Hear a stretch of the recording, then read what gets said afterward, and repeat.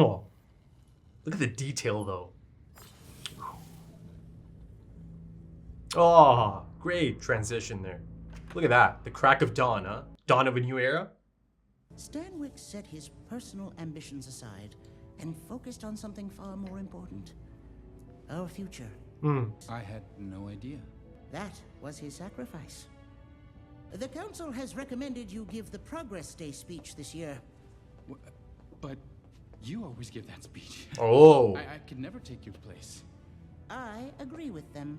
Your Hex Gates have done wonders for our city. Brought scholars from distant lands. Whoa. Reignited passions in arts and science. Growth. You deserve this honor. Prosperity. The rich get richer. Huh. Oh my god. Yes. Stunning. Oh, whoa, whoa. That's neat. This looks like concept art come to life. Man of progress. No, hold on. How come it's just Jayce? Our most famous protege, Jayce Tallis, the visionary behind the Ah, okay, so they're back. serves you right. Hey, look at her, all grown up. She'd do anything to keep me from seeing the real world. Well, at least you'll have front row seats to the speech. Speech. Wow. I'm giving the big address tonight. Let's hope there's no incidents. Whoa. New players have entered the game. From your friend downtown. Yeah, and it's her. Woo. Ha. So you've got a different party here. Yeah, third party. The fire something. Oh. Oh. Monkey? Oh no, she's here. It's gotta be Jinx. But how insane. Look how afraid they are. This presentation though.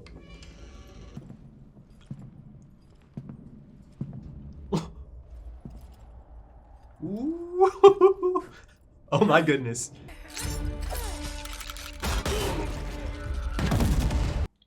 Yeah, they're effective now, aren't they? I can't lose you. Is that her? Why did you leave me? It's not her. It can't be. You're not ready.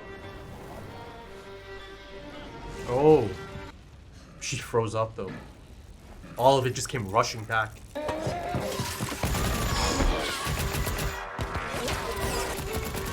Whoa, whoa, whoa. Okay, she's losing control now.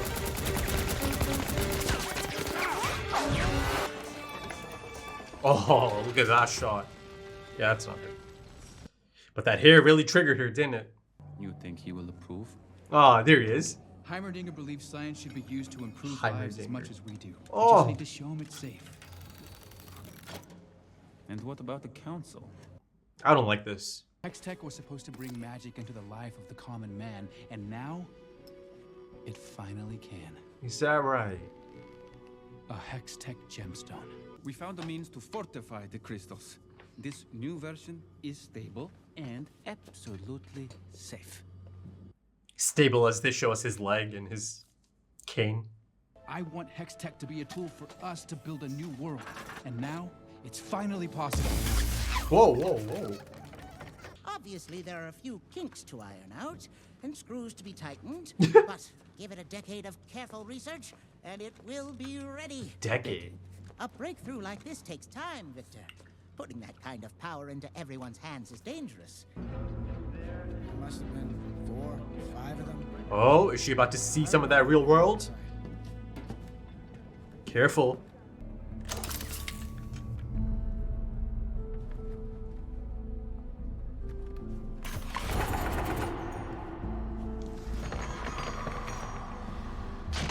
Okay. She's got a knack for this. I can protect you. Caitlyn Kiraman. Why does that not surprise me? Marcus. Appearing in an investigation again. Oh boy. I like Kate. I do. Okay. Here's a bit of ship down here as well, though. Look at this. Hey. Oh, the last drop. It's really cyberpunky. Fired on us. There are always mishaps in battle. Oh, The so Firelights cool. were her target, and most are dead. She froze up and lost her shit. She's a problem and we all know it. We? Who's we? You failed. Oh, Don't this- disappoint me again. he is protective of Jinx. He'll have a one-on-one, I'm guessing, for sure. Topsiders are leaving us further and further behind. Hex gates, though. What happened? She already told you. I'm asking you. One of those firelight wackos was a girl. With pink hair. Your sister's gone. You know that as well as I do. I know. I know. Sisters, right? Can't live with them, can't stuff them back in the old baby maker. I'm sorry. I need to know that I can rely on you.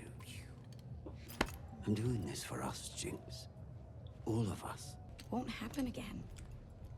I know.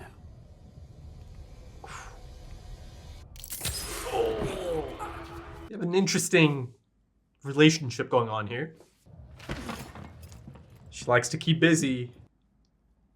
Doesn't like being by herself. To her thoughts. Oh my, look at this. Tired of mingling? Ooh, These people have nothing new to offer. is that me. Jayce again? The only one actually worth my time is him. The golden boy. Hold on now. Oh, he's one built over his heart. I don't like how he's getting all the credit. Representatives from all over the world have come to see what new wonders the city. Oh no, he's gonna. If there's a time to present a new creation, it is now. Yeah, he might do it anyways, right? Whoa. It wasn't her.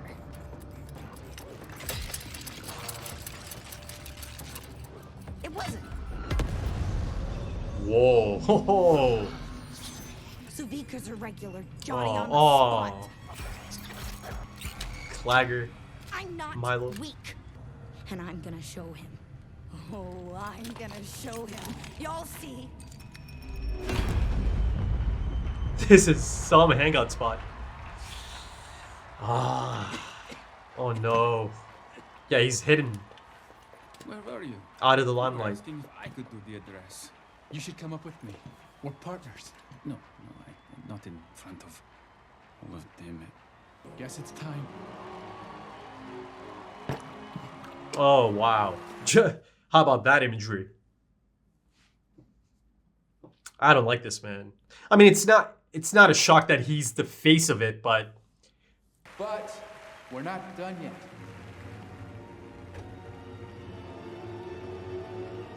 ooh. Oh. We've created something new for you. Something that we will share with you Another time. when the time is right. We vow to keep pressing forward, for we are the city of progress, and our future is bright. Oh.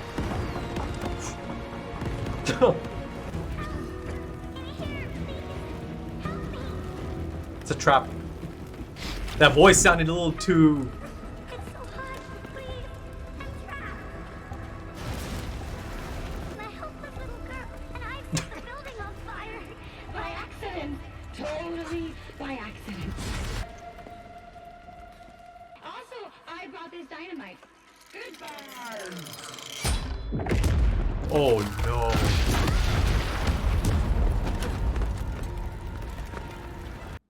There is the incident. Whoa. Oh no. gemstone is gone, along with some of our research papers. If the right person got a hold of it, it's possible they could utilize its energy. Oh yeah. We need to address this immediately. Shouldn't the safety of Piltover be our first priority? You would sacrifice your life's work? Does the boy have any experience? Only that of a scientist, like Heimerdinger.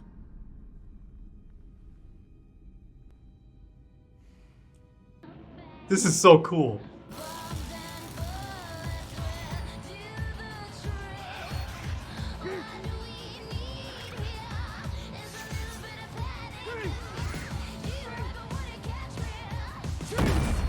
That's me. Do you have any idea what you've done? Actually, Yeah, show him. I do.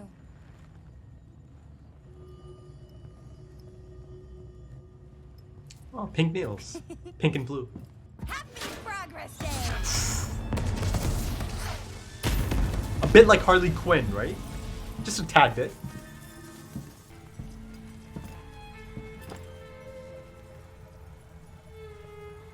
Yeah, they do have an interesting relationship, don't they? The same symbols showed up at the botched smuggling operation. Hey, look at this. The Hex Gates. Keep up. They've overstepped. If I can figure out who made this, it could lead me directly It's to an whoever's outlier. behind it all. The answer Jinx. is here, staring me in the face. I can feel it. She does have a knack for this, doesn't she? Yeah, there's one thing I've learned about the Council. They need more than just theories. Yeah. Since when did you concern yourself with the council's opinion? Became part of Became it. a counselor. Yeah. I just want you to be safe. Thanks, but I already have a job. Good for you. You don't. After Oh. the attack, your parents spoke to the sheriff. Kate's been a standout in this episode. One of the standouts. Oh. Oh boy.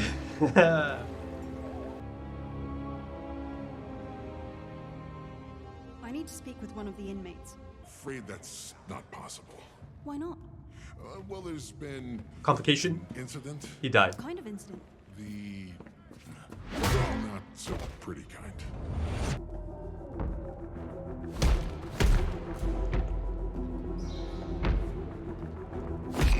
Oh. Oh my god.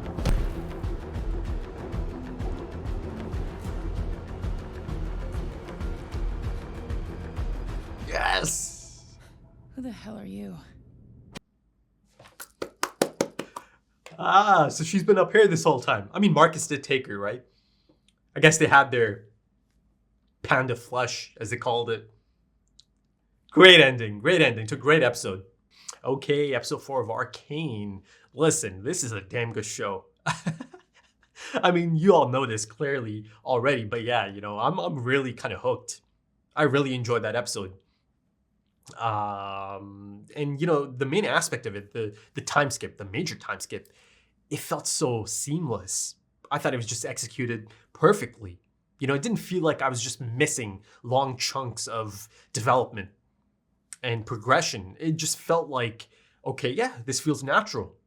And you can kind of just infer and fill in the blanks yourself. That's how fantastic the writing was in this episode. And of course, it was really exciting to check in on all the major players once again, right after the time skip. But you know, I've got to say, honestly, Caitlyn was essentially the standout for me. You know, and you see that there is a focus on her. You know, she is in the spotlight, in the limelight. And you don't do that, you know, you don't give a character that type of characterization and focus unless, of course, they're about to play a major part in the rest of the story, or at least in this next phase of the story, right? I really enjoyed that, the focus on Caitlyn. I mean, just after this one episode, she really shot up in terms of characters I'm really excited about and for, and one of my favorites, actually. You know, I just love that type of story, right? She feels like she's kind of trapped in a bubble, that she is sheltered. She was sheltered all her life. Now that she's grown up a bit, and again, I'm not sure how long the time skip is or the span of the time skip. Maybe you guys can confirm, or maybe I'll get that confirmation down the line. So maybe I should be patient on that front. But yeah, she's an adult at this point, so clearly the time skip is long enough that she goes from teenager to this age. And yeah, of course, there's a few more Jayce and Caitlyn scenes. They remain friends. He cares for her and her safety. Yeah, there's a bit of playful banter, but specifically more so from Jayce's side, right? Yeah, she's a little bit older now, so you can have a different type of banter. But at no point did it feel like flirting. I mean, certainly not from Caitlyn's perspective. To me, it actually even felt like she has Jayce and perhaps even a lot of other people, including her parents, at an arm's distance. That she doesn't really let too many people get close. But throughout this episode, you see that her talents are better served as an investigator, as a detective, right? She certainly has a knack for it. She certainly has quite the inquisitive mind. She's impressive, really quite impressive. And you see this on display on a few different occasions. First of all, as she kind of once again drifts into another active investigation, apparently according to Marcus, Sheriff Marcus, who's taken up Grayson's spot at this point. More on him later and how he potentially attained this position. He mentioned something about, oh, look who it is. It's Caitlyn. Once again, sneaking into an investigation, active investigation. So she is drawn to this, isn't she? The bigger picture, or, solving the bigger picture, or seeing the bigger picture. And yeah, I think, by the end of it, you see that, yeah, her talents are going to be better served, following this investigation. Off the books, of course. And of course, that leads her to that prison. And the thing is, initially I thought that the tatted up guy, maybe he was killed off, like it was a hit, maybe ordered by Silco, to kind of silence any potential rat, right? Or any potential leak. That was my initial thought. But then it became clear this is about to be an iconic reintroduction, essentially almost saving the best for last in the episode. Because Vi has been reintroduced back into the story after the time skip. So yeah, essentially, Marcus kind of took her on that night. Essentially there was only one thing that was going to happen, right? So I should have just put that together much earlier. But yeah, he took her back. They got their culprit, essentially. They got someone to pin it on, the pound of flesh, as they called it. And yeah, she's been in jail or in prison ever since, right? And yeah, she's been kind of letting out her anger and rage over those years. And, I love the new look for her, right? She's really quite the hardened individual, right? She's buff, she's lean, she's mean. Though, of course, that's because she spent a lot of time on the inside with her own thoughts. So this whole time, she's had a lot of time to think about that night and think about how things played out. Think about the late Vander, Milo, Krager. And I suppose Krager and Milo make an appearance, in the form of hallucinations, or at least Milo does. Jinx's hallucinations. And then, of course, she has these life-size dolls, or a doll made out of Milo at least. And then she's got that one of Krager, and maybe the goggles are actually Krager's actual goggles, right? Though I remember it had a crack in it, right? In episode 3. Right in that conclusion, that incredible conclusion, as she kind of looks over, right? And starts to realize, oh God, and starts to panic and, starts, asking for her big sister. But all of that being said, her lifeline back into the main storyline, out of prison potentially, because she's not going to be able to do much inside of a jail cell, right? In terms of character progression and story progression, you've got Caitlyn who shows up.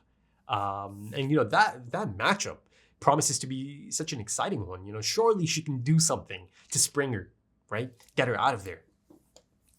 Or maybe, it could be a case of, coming back a few times and having these talks potentially. It's not going to be easy to just get her to open up. But, Caitlyn certainly did her research. She is really quite the investigator, isn't she? Right? Meticulous in her research and her planning. So, she took a lot of photos, didn't she? She saw a lot of reoccurring themes, signs, and she even got a look at Jinx, a quick link before she kind of blacks out, right? That iconic blue hair. So she at least has a semblance of an understanding in terms of the, physical look of the person who broke in and kind of caused this, right? A lot of people died.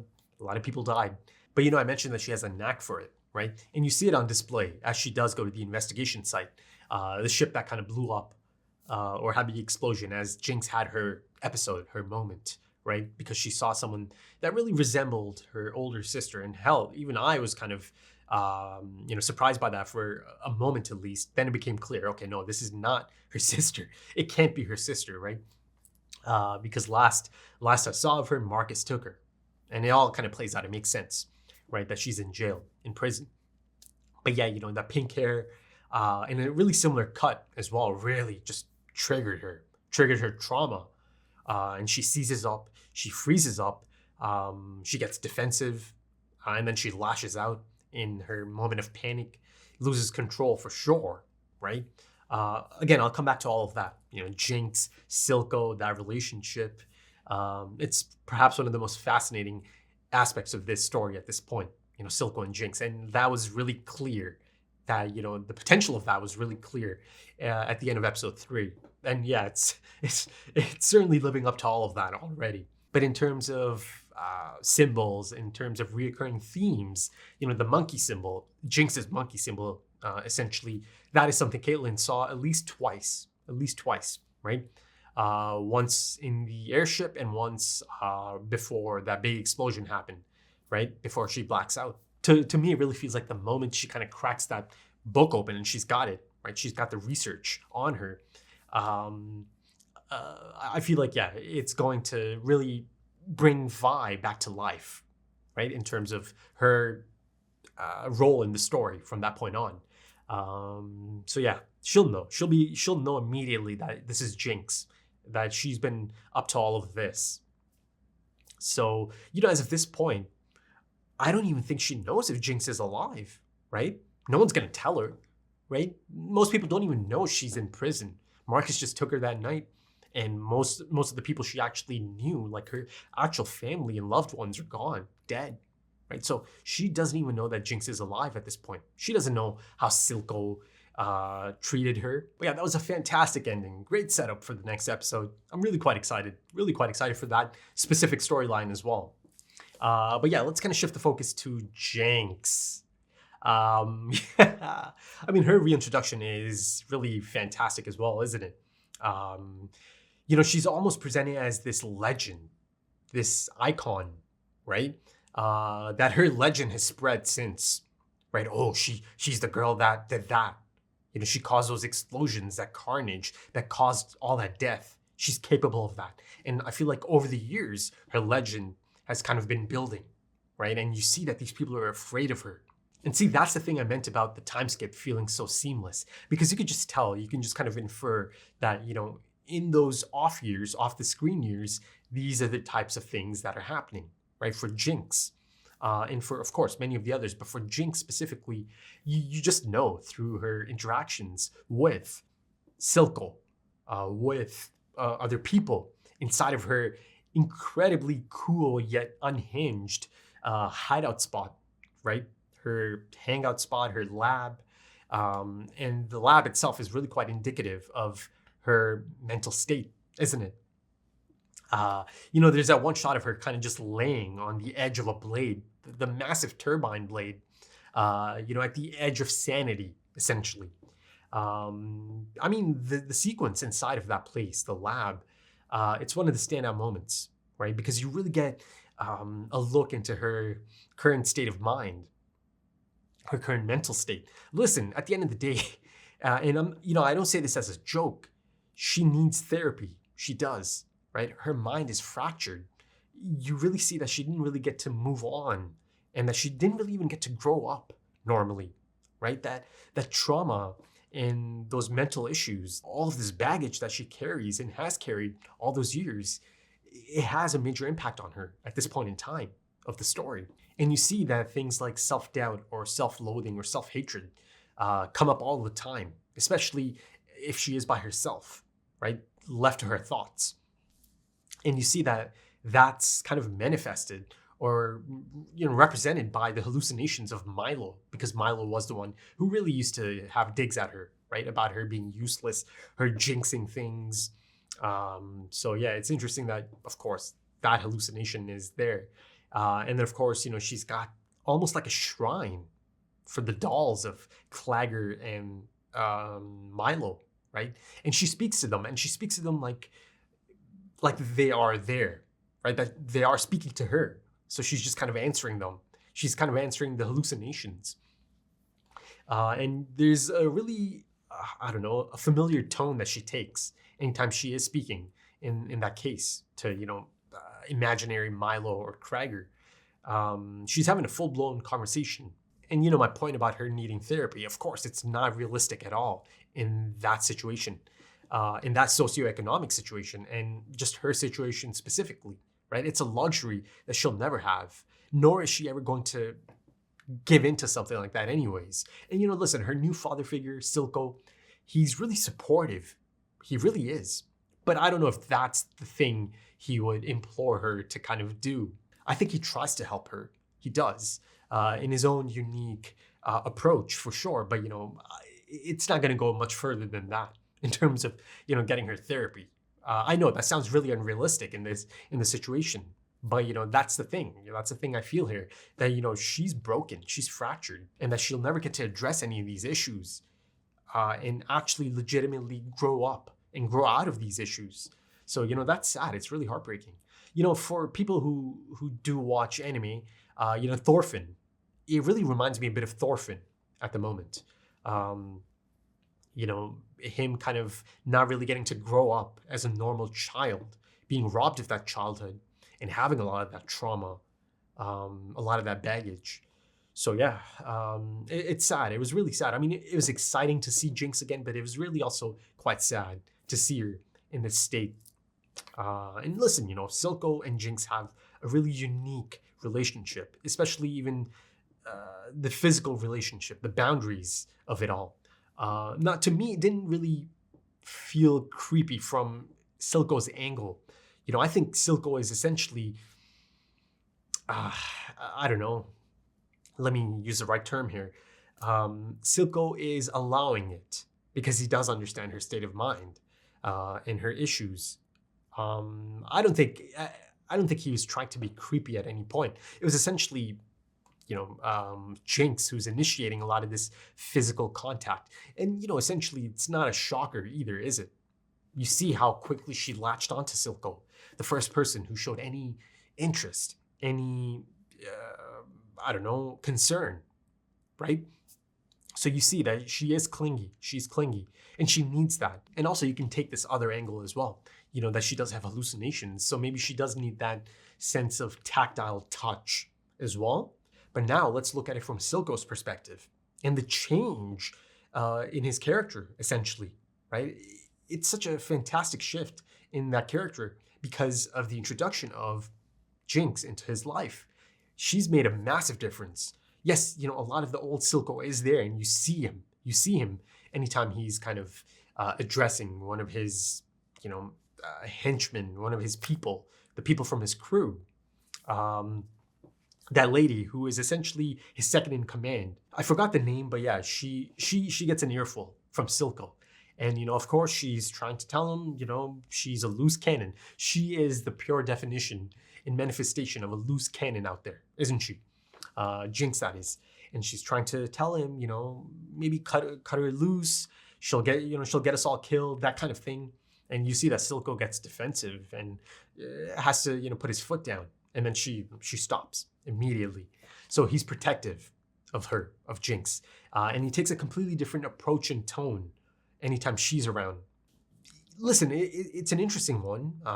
It's a complicated relationship, father-daughter relationship, but there is something really quite wholesome about it as well. To see Silco be so open, totally different demeanor, and totally different approach because he understands that, Jinx requires a different approach.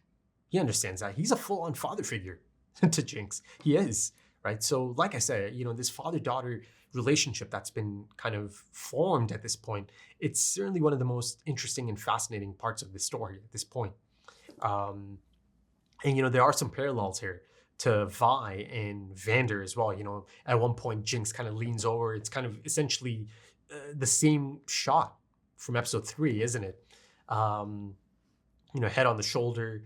So yeah, those parallels are going to continue, I'm guessing, throughout the rest of the series as well, right? You know, I talked about it in episode 3, so I don't want to repeat the same things. You see that he legitimately cares about her opinion, her concerns, and her take on things and the situation, or how a situation played out. Like, he actually wants to hear about it. So yeah, I'm loving this. I'm loving this. It really had this, and I know it's going to sound a little strange. It really had this daddy's little girl feeling, right? I know, because listen, let's be honest here.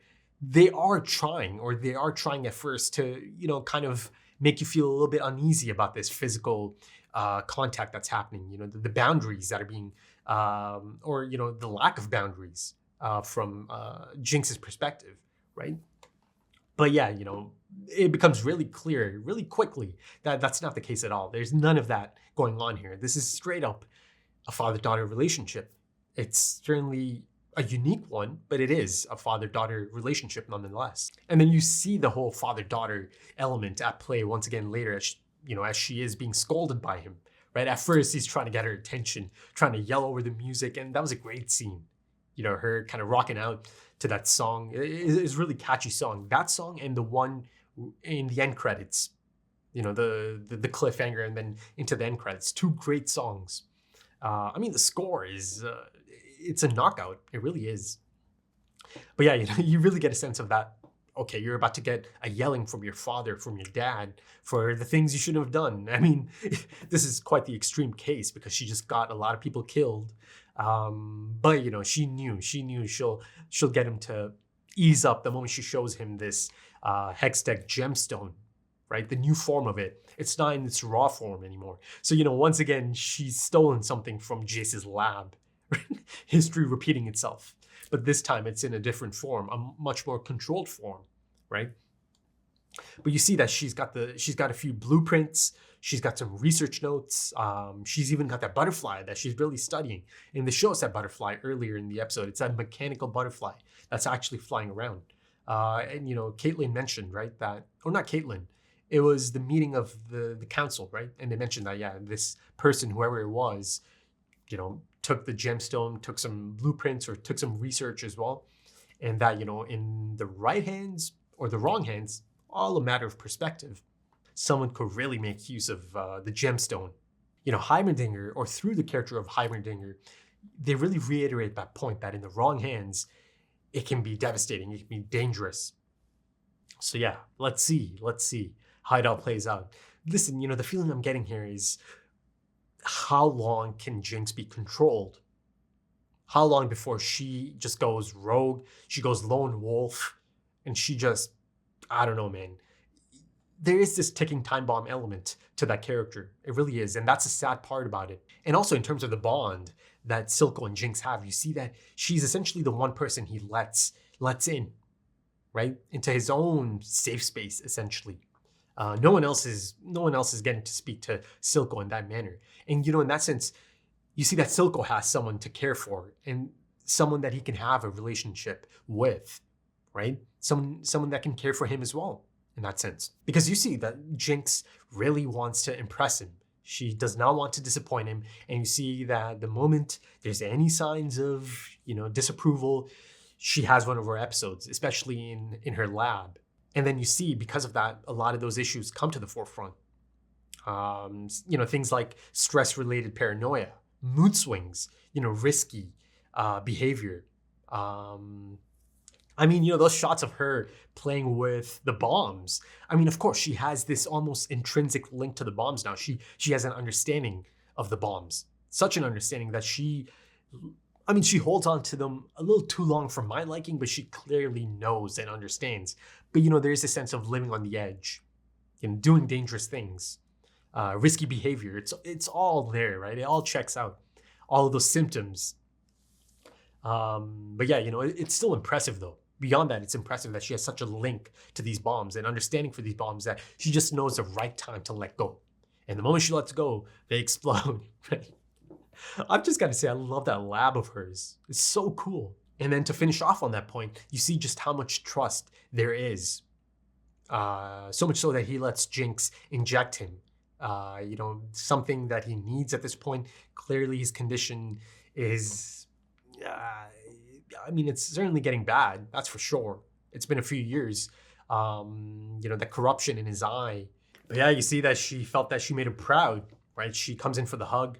But even that one shot is really quite interesting, isn't it? Because, his attention isn't completely on Jinx at that point. It's on the gemstone. But one hand, he's embracing her. But again, his attention is not on Jinx at that point because he does have something quite tremendous in his possession now. Something quite incredible. So let's see how Silco kind of uses this gemstone, right? Because Silco is quite a brilliant individual, isn't he? Now let's shift the focus to Piltover, upside. Oh my goodness, this is like the Industrial Revolution up top, right? And of course, the golden boy, the face of it all, Jayce Tallis. Listen, almost immediately I was kind of concerned because, I didn't see Victor, right? It didn't feel like it's like a partnership. Though, to be fair, Jayce himself is not, trying to take the credit for it all. It's just that's just how it played out. People are kind of making him the face of it. And of course, he's got the looks, he's got this suave demeanor about him, right? He's a handsome dude, right? And he's a scientist, the golden boy. I mean, in terms of marketing, that's as good as it gets. And he's on blimps, he's on posters, all of that, right? But of course, I was incredibly sad to see Victor's current state. He seems to be getting sicker, right? You see those eye bags, the dark circles under his eyes, the amount of time he's putting into this clearly behind the scenes. A lot of this episode, you see that he's kind of in the darkness or in the dark, in the background, right? In Jayce's shadow, essentially. That, you really get that feeling from all of this, the visual storytelling of this. There's that one really poignant moment, one really poignant shot as Jayce is getting ready to go up top on the stage to give his speech. And then you'll see, a smiling Victor in the background. But then, Jayce's cup, the cup that has his face on it, of course, marketing gold. You see that he plops it down and the Victor just disappears in the background, doesn't he? But yeah, I am concerned about Victor at this point. His health, his role in all of these things, and, his own mental health, seeing all of this play out. Listen, again, to give Jayce credit, he wants him to be up there on the stage. He told him, let's go, partners. Both of us should be up there. You deserve to be up there. So again, I'm not trying to say that Jayce is trying to take all of the credit or all of that, but you can see how this could snowball into something concerning, perhaps, down the line. And it didn't end there, did it? Because by the end of this episode, you see that the meteoric rise continues for Jayce, for House Tallis, as he's attained the position of Chancellor and a member of the Council. Insane, right? Insane. But that being said, it's not just as simple as that, is it? You have someone like Mel who is manipulating him. And they set this up in the last episode that she is really quite the player, the political player, right? And this does have that feeling of early Game of Thrones, doesn't it? You go to season 3 and season 4, right? The Small Council, oh my goodness. Good days, man. The first few seasons of Game of Thrones. I think they took a bit of inspiration from that. And I can totally see this continuing, right? Now that she kind of put him in that position, and she did, she's the one who made it happen. It's not something he can forget either, right? So I think this is going to continue, her manipulation of Jayce in terms of perhaps serving her agenda, right? So yeah, a lot of interesting things going on here. But part of me does feel bad for Jayce as well, that he is being used, right? He's not as young as maybe Caitlyn or some of these other youngsters, Jinx, but he's still young enough that he doesn't quite understand how things really are, right? At that level, how political things are. But, in terms of the Hex Tech or Hex Gate specifically, how cool, especially the visual depiction of it and how it actually functions, right? A lot of the, I'm not even sure, signs or, the symbols really reminiscent of the mage who saved Jayce and his mother, kind of teleported them to a different location, just outside of that mountain, the snowy mountain, perhaps. Some of the same symbols kind of showed up there, right? And this time, of course, it's being used for transportation. How neat and how useful. I mean, you see that it is going to be applicable to transportation. It is applicable already to transportation, to weapons even, right? It's not getting to that point yet, but I'm sure it is going to get there at some point. They've been alluding to it. There's a lot of foreshadowing, a lot of setup. You know, that demonstration, the gauntlet and the claw. You see the magic aspect of display or on display again as well, right? It does appear to have that anti-gravity thing going on, or element. It does seem to have an anti-gravity element. And you see both of them floating, right? And of course you see Jayce and his mother floating as well back in episode 2. So, you know, it's a reoccurring theme of this, or an element of this. And you see in that demonstration that the gauntlet and the claw become really easy to handle, right? Once the gemstone is kind of inserted into them. And, you know, the gauntlet, the moment I saw the gauntlet, to me, it felt like, you know, the next phase or another version, a new improved version of the gauntlets Vander used to have. So, you know, maybe that might come into play down the line. And also, lastly, how about the third party that showed up to sabotage the Shimmer shipment, right? The deal that's going down. Yeah, so clearly they're not fans of Silco and his brand of leadership. You know, they're not a fan of Shimmer and perhaps the things that Shimmer has done over the years to Undercity. To me, it actually felt like these might be supporters of the late Vander, right? Or at least of his message and the things he stood for. But also, yeah, Undercity does look a little bit different. You know, maybe there is a bit of growth or at least a bit of a shift in its identity, right? Really, this time it really felt even more cyberpunky. And of course, this is under the rule of Silco, who has taken up, office in the last drop. But yeah, in terms of socioeconomic situation, yeah, it's night and day, isn't it? And it keeps getting bigger. The gap keeps getting larger, as Silco mentioned as well. And of course, you know, the socioeconomic situation certainly plays a major part in how a lot of these characters act and how they really are, their disposition and the things they have to do to survive and to make it out here. You know, a thing I've said a few times now, people are a product of their environment. They really are. And you really see it. 4 episodes in, you really get to see it on display. But yeah, I think that's about it for this one, folks. Really highly enjoyable episode once again, and I'm really quite excited for the next one. So if you enjoyed that, consider dropping a like, consider dropping some comments, give me your thoughts. If you are interested in early access to the next few episodes, or perhaps even timer-based full length, consider checking out the Patreon page and supporting the channel. You know, the links are in the description and the pinned comment. Also links to social media, things like Twitter, Instagram, if that's your thing. Right then, thank you so much for joining me, folks, and thank you for your time, because time is precious. It really is. And I do hope to see you again soon for episode 5. Until then, take it easy.